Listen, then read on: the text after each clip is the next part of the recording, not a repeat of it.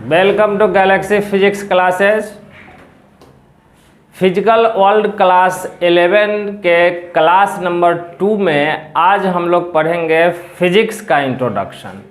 तो आइए, स्वागत है।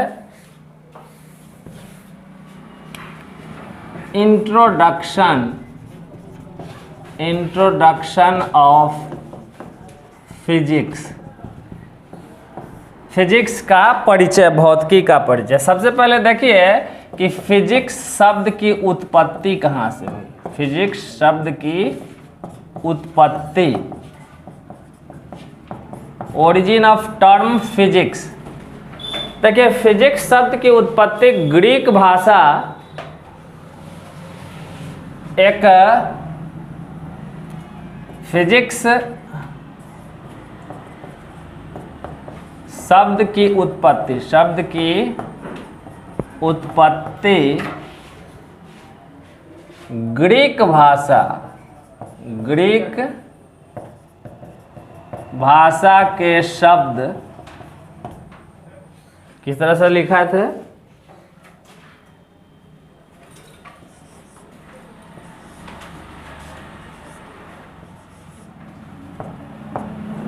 यह एक शब्द है, ग्रीक भाषा का शब्द है, इसी से फिजिक्स की उत्पत्ति हुई है।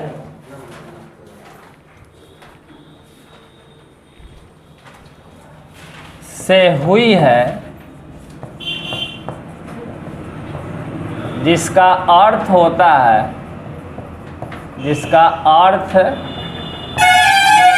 है प्रकृति यानी कि नेचर। तो यहाँ देखा जाए कि नेचर शब्द ही फिजिक्स, नेचर शब्द ग्रीक भाषा में जिस शब्द का मतलब नेचर होता है, उसी शब्द से फिजिक्स की उत्पत्ति हुई है। तो यहीं से तो स्पष्ट हो गया कि वास्तविक में फिजिक्स क्या है? नेचर का विज्ञान है, प्रकृति का विज्ञान है। तो हम यहाँ से क्या परिभाषा बोल सकते हैं? डेफिनीशन, 2-3 गो डेफिनीशन इसको देख लेते हैं। डेफिनीशन ऑफ फिजिक्स क्या देख सकते हैं? फिजिक्स के बारे में बोल सकते हैं कि physics is a natural science, एक नेचुरल विज्ञान है, प्राकृतिक विज्ञान है ना, इन व्हिच जिसमें वी स्टडी, हम अध्ययन करते हैं about different natural phenomena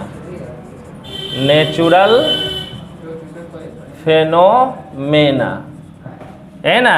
physics is a natural science, भौतिकी एक प्राकृतिक विज्ञान है, इन व्हिच जिसमें वी स्टडी, हम अध्ययन करते हैं अबाउट डिफरेंट नेचुरल फेनोमेना, विभिन्न प्राकृतिक घटनाओं के बारे में अध्ययन करते हैं। अब प्रकृति में घटने वाली बहुत सारी घटनाएं है ना। ऋतु का परिवर्तन प्राकृतिक घटना हुआ, सूरज का उगना, सूरज का डूबना, मौसम जो परिवर्तन हुआ वो, हाँ, ज्वार भाटा, तारों का चमकना, सूर्य के चारों तरफ ग्रह का जैसे परिक्रमा करना, पृथ्वी के चारों तरफ चंद्रमा की परिक्रमा करना, ये सारी की सारी घटनाएं क्या है? प्राकृतिक घटना है। तो ये सभी हम कहाँ पर स्टडी करते हैं? फिजिक्स के अंतर्गत स्टडी करते हैं। तो इसलिए फिजिक्स क्या है? एक नेचुरल साइंस है जिसमें हम विभिन्न प्राकृतिक घटनाओं के बारे में अध्ययन करते हैं। उसके बाद हम बोल सकते हैं कि physics is a measuring science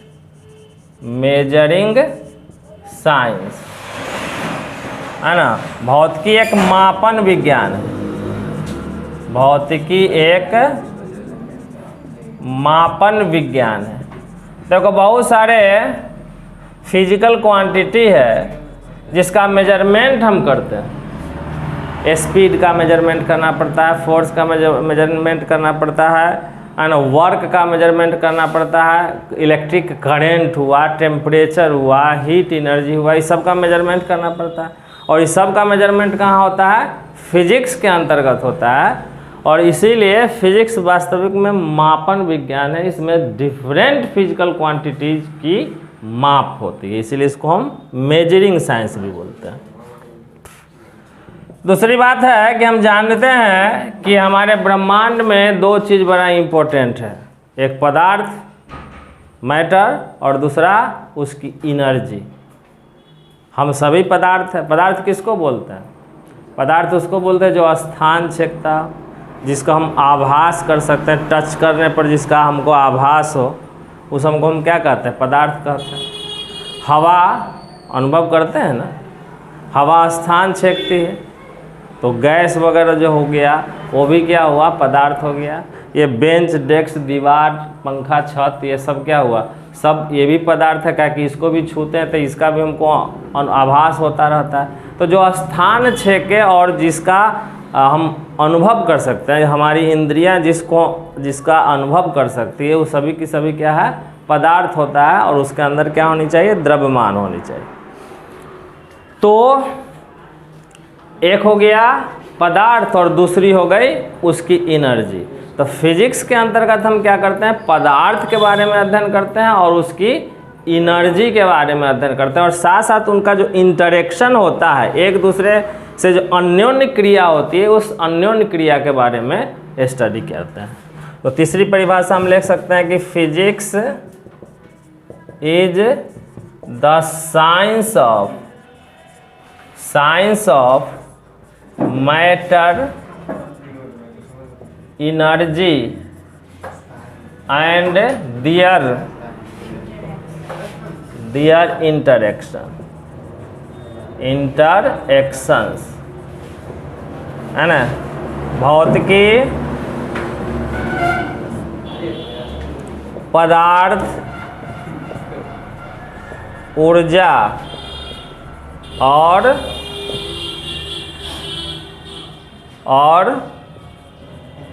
उनकी अन्योन्य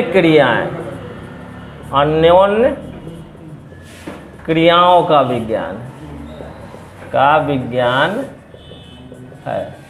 तो ये सब क्या हो गया? इसका हम डिफिनीशन, फिजिक्स का डिफिनीशन। तो फिजिक्स का डिफिनीशन के बाद हम अब देखेंगे उसका कि स्कोप क्या है, यानी फिजिक्स को हम कितने पार्ट में बांट सकते हैं स्टडी में सुविधा के लिए। चलिए अब देखते हैं स्कोप या सब डिसिप्लिन। मिटा दें?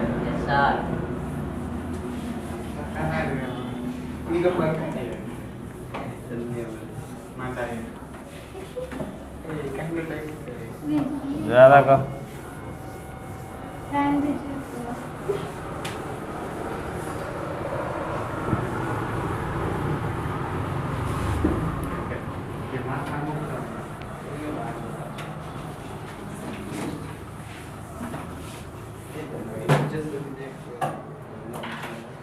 अब आइए स्कोप ऑफ फिजिक्स, है ना? इसको स्कोप को हम क्या बोलते हैं? सब डिसिप्लिन। सब डिसिप्लिन कहने का मतलब हुआ कि इसको हम कितने पार्ट में बांटे, है ना? अध्ययन की सुविधा के लिए हम कितने पार्ट में बांटे हैं, इसी को हम क्या कहेंगे? Scope of physics. तो देखिए एनसीईआरटी के अनुसार ये जो फिजिक्स जो है, सबसे पहले तो दो पार्ट में बांटा है। एक आपको माइक्रोस्कोपिक मतलब हुआ स्थूल, है ना? माइक्रोस्कोपी फिजिक्स बोल सकते हैं, स्थूल भौतिकी। और दूसरा हो गया माइक्रोस्कोपिक यानी कि सूक्ष्म भौतिकी। ठीक। माइक्रोस्कोपिक में क्या होता है? माइक्रो स्थूल का मतलब होता है बड़ा, स्थूल है ना? बताए हैं कि हाथी को स्थूलकाय प्राणी कहा जाता है। स्थूल मतलब भारी भरकम, लंबा चौड़ा। स्थूल काय, हाथी के काया, काया मतलब शरीर, तो उसका शरीर भारी भरकम होता है, इसलिए उसको स्थूल काय कहा जाता है।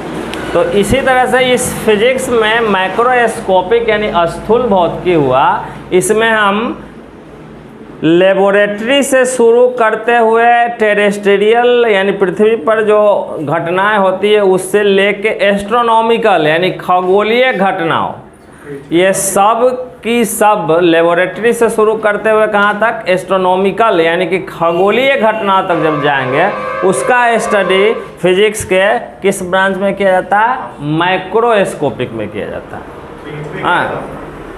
हाँ, पृथ्वी पर भी तो बहुत सारी घटनाएं हो रही है। आपका ट्रेन जो चल रहा है, हवाई जहाज जो चल रही है, बड़े बड़े गाड़ी, मोटर गाड़ी, बाइक वगैरह से जो चल रहे हैं, चाहे कंप्यूटर जो भी हुआ, आपको मोबाइल वगैरह, जो पृथ्वी पर ना ये सब घटना हो रही है। तो फिजिक्स में देखें कि माइक्रोस्कोपिक यानी कि स्थूल, और दूसरा क्या हुआ, माइक्रोस्कोपिक यानी कि सूक्ष्म। स्थूल में अभी हम तुरंत देखें क्या है, लेबोरेटरी, टेरेस्ट्रियल और एस्ट्रोनॉमिकल स्केल पर जो आधारित घटनाएं होगी वो मैक्रोस्कोपिक कहलाएगा, माइक्रोस्कोपिक फिजिक्स के अंतर्गत पढ़ेंगे। और जबकि माइक्रोस्कोपिक में क्या होता है कि हम छोटे छोटे माइन्यूट पार्टिकल जो होता है यानी कि एटॉमिक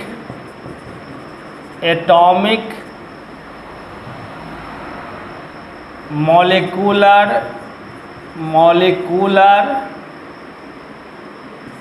एंड न्यूक्लियर फेनोमेना का अध्ययन हम किसके अंतर्गत करेंगे, माइक्रोस्कोपिक फिजिक्स के अंतर्गत, माइक्रोस्कोपिक फिजिक्स के अंतर्गत। माइक्रोस्कोपिक फिजिक्स, यही फिजिक्स आजकल का फिजिक्स हो गया, मॉडर्न फिजिक्स इसको बोला जाता है। आधुनिक भौतिकी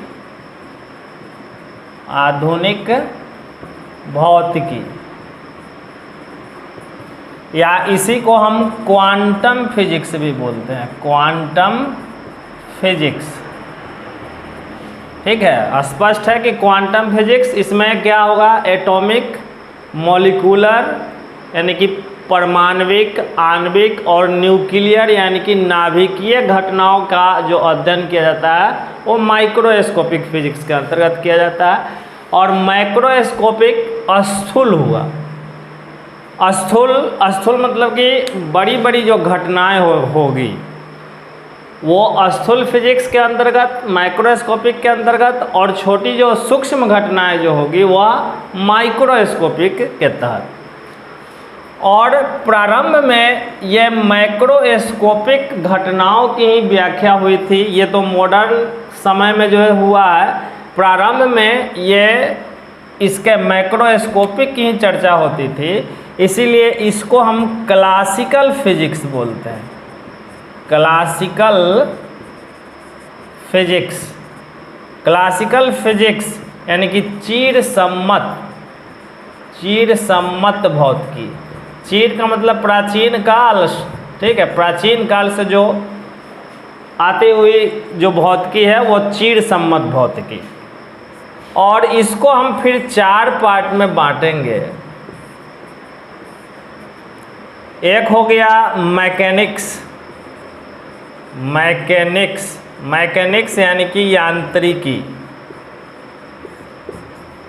दूसरा हो गया थर्मोडायनामिक्स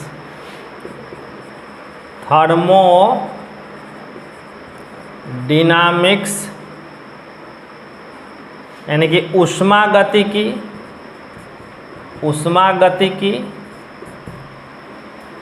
तीसरा हो गया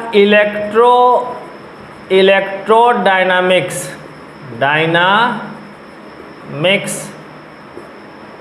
वैद्युत गतिकी। और चौथा क्या है, ऑप्टिक्स यानी कि प्रकाशिकी। यह क्लासिकल फिजिक्स के अंतर्गत आया। कौन कौन हो गया? Mechanics, thermodynamics, electrodynamics, optics. Mechanics में हम क्या करते हैं? मोशन के बारे में स्टडी करते हैं, मेनली ग्रेविटेशन के बारे में अध्ययन करते हैं, लॉ ऑफ मोशन हुआ, सरफेस टेंशन हो गया, विस्कोसिटी हुआ, यानी कि फ्लूइड मैकेनिक्स, ये सब के बारे में भी अध्ययन करते हैं। और साथ साथ इसमें वेव मोशन यानी कि साउंड वेव वगैरह का भी अध्ययन हम क्या मैकेनिक्स के अंतर्गत करते हैं। थर्मोडायनामिक्स के अंतर्गत हम हीट के बारे में, टेम्परेचर के बारे में, डिफरेंट टेम्परेचर स्केल्स के बारे में स्टडी करते हैं। इलेक्ट्रोडायनामिक्स क्या है? डायनामिक टर्म जो होता है से गति के लिए होता है, तो और इलेक्ट्रो टर्म चार्ज के लिए होता है। तो चार्ज जब मूव करता रहता है तो वह मूवेबल चार्ज का स्टडी हम करंट इलेक्ट्रिसिटी के अंतर्गत करते हैं। जबकि अगर चार्ज स्टेशनरी स्टेज में है, यानी कि स्थिर अवस्था में, रेस्ट पोजीशन में है, तो उस वैसे चार्ज का स्टडी हम फिजिक्स के जिस ब्रांच में करते हैं उसको हम बोलते हैं इलेक्ट्रोस्टैटिक या इलेक्ट्रोस्टैट या स्टैटिक इलेक्ट्रिसिटी। तो इलेक्ट्रोडायनामिक्स में ही हम दोनों, यानी कि इलेक्ट्रोडायनामिक्स करंट इलेक्ट्रिसिटी का भी अध्ययन करेंगे और इलेक्ट्रोस्टैट का भी अध्ययन करेंगे। जबकि ऑप्टिक्स में हम क्या करते हैं? लाइट के बारे में अध्ययन करते हैं। और ये मॉडर्न फिजिक्स हुआ, इसमें हम एटम, मॉलिक्यूल, न्यूक्लियर, ये सब है, बहुत सारे जो आजकल इलेक्ट्रॉनिक्स में जो यूज होने वाले हैं इंस्ट्रूमेंट वगैरह, वो सब का अध्ययन करते हैं। ये हमको कहाँ आया? मॉडर्न फिजिक्स के अंतर्गत। तो इस प्रकार से ये हम NCERT के अनुसार इस तरह से फिजिक्स के डिसिप्लिन को दिखाया गया है, फिजिक्स के ब्रांच को दिखाया गया है। तो और सभी को मिला के हम बोल सकते हैं कि फिजिक्स को जो अध्ययन की सुविधा के लिए जो बांटा गया है, इसमें क्या क्या हो गया आपको? इसमें हो गया आपको, एक तो हो गया वही मैकेनिक्स, जिसको जनरल फिजिक्स भी बोलते हैं, मैकेनिक्स या जनरल फिजिक्स यानी कि सामान्य भौतिकी। इसी में हमको साउंड आ गया, साउंड जिसको हम एकॉस्टिक्स भी बोलते हैं, एकॉस्टिक्स।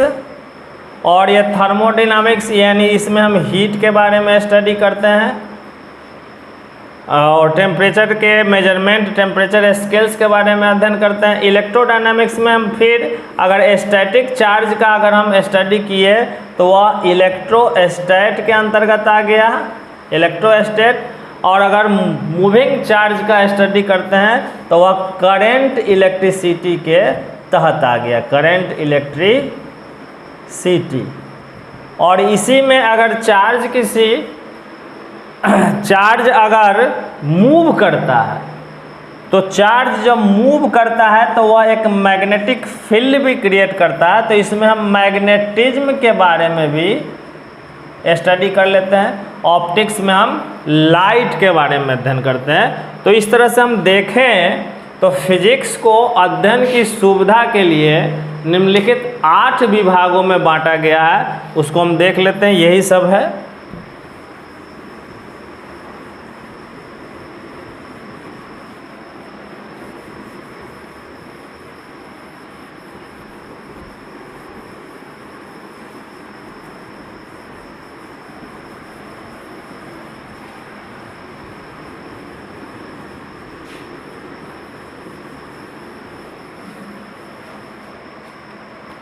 तो फिजिक्स को अध्ययन की सुविधा के लिए, अध्ययन की सुविधा के लिए भौतिकी को निम्नलिखित भागों में, विभागों में, सब डिसिप्लिन में बांटा गया है। कौन कौन हो गया? एक नंबर में हमको आ गया जिसको हम बोलेंगे मैकेनिक्स यानी कि यांत्रिकी।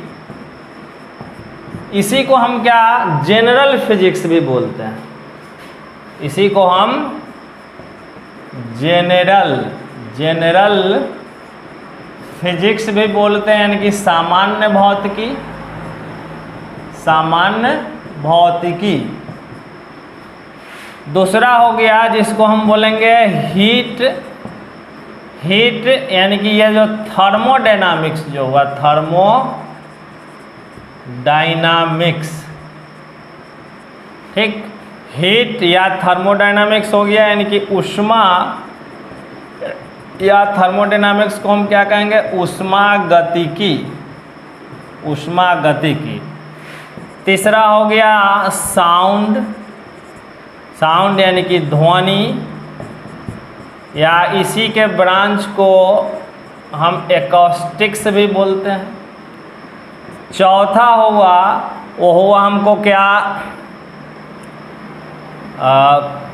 इलेक्ट्रोस्टैट, इलेक्ट्रोस्टैट यानी कि स्थिर विद्युत, स्थिर विद्युत। इसी को हम स्टैटिक इलेक्ट्रिसिटी भी बोलेंगे, यानी कि इसमें स्थिर आवेशों के बारे में अध्ययन किया जाता है, तो स्टैटिक इलेक्ट्रिसिटी बोलेंगे, स्टैटिक इलेक्ट्रिसिटी यानी कि स्थिर विद्युत। पांचवा हो गया अगर चार्ज मूव कर रहा है तो उसका स्टडी जो हम करेंगे, तो वह ब्रांच जो हो गया जिसमें मूविंग चार्ज का स्टडी किया जाता है, उसको हम बोलते हैं करंट इलेक्ट्रिसिटी, करंट इलेक्ट्रिसिटी। धारा विद्युत, धारा विद्युत। छठा जो हो गया जिसमें हम मैग्नेटिज्म, करंट के ही बाद जो है से मैग्नेटिज्म यानी कि चुंबकत्व।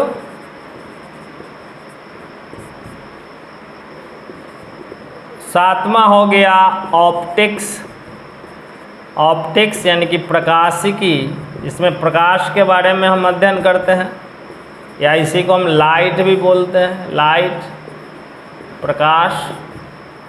और आठवां जो हो गया उसी को हम क्या बोलते हैं, मॉडर्न फिजिक्स या क्वांटम फिजिक्स, आधुनिक, आधुनिक भौतिकी, आधुनिक भौतिकी।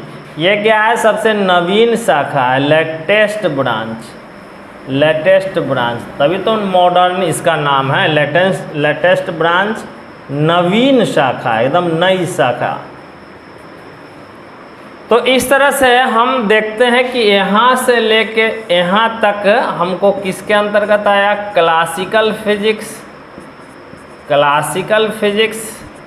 और ये जो हुआ से एक क्या हो गया हमको, मॉडर्न फिजिक्स, मॉडर्न फिजिक्स। तो इस तरह से हम फिजिक्स को, उसके डिसिप्लिन को हम देखें, एनसीईआरटी किस तरह से बांटा है उसके डिसिप्लिन में, फिर उसी को मिला के हम अलग अलग पार्ट जब करते हैं, उसी से जो निकला तो हमको ये 8 जो है पार्ट निकला। और इस तरह से इतना पार्ट में बांट करके हम फिजिक्स का स्टडी करते हैं। तो ये हमारा था फिजिक्स के बारे में इंट्रोडक्शन। नेक्स्ट वीडियो में अब हम लोग जनरल फिजिक्स यानी कि मैकेनिक्स पढ़ना शुरू करेंगे। और जनरल फिजिक्स मैकेनिक्स में फर्स्ट चैप्टर जो है यूनिट एंड मेजरमेंट, इसकी शुरुआत करेंगे। और इस तरह से हम सारे यूनिट को बारी बारी पूरा करते चलेंगे। पूरे 2 साल तक ये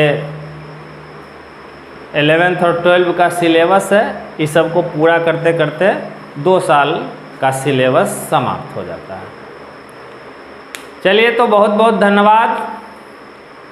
आज का क्लास इसी के साथ जो है समाप्त किया जाता है।